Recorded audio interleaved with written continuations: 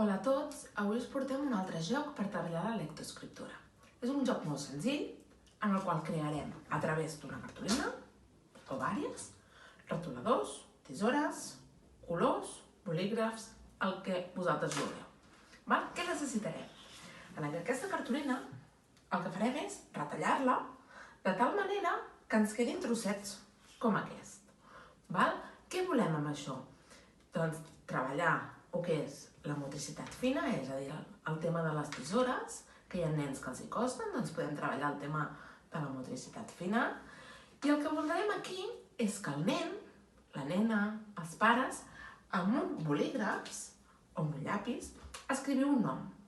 Per exemple, podeu escriure un nom d'un animal, d'una persona, una cosa, una acció. Podeu escriure el que vulgueu. Bàsicament el joc es diu endevinar qui soc.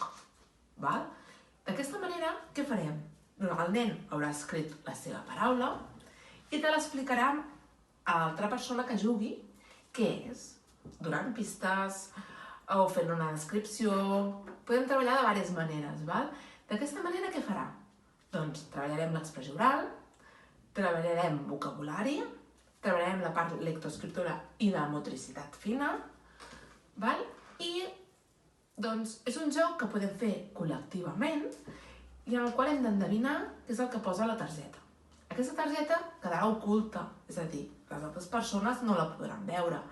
Llavors, podem fer tantes targetes com persones tenim o crear un bagull de targetes. D'aquesta manera podem jugar diversos cops. Espero que us hagi agradat. Espero que el pugueu jugar amb tota la família i que aquests dies els passeu el millor possible.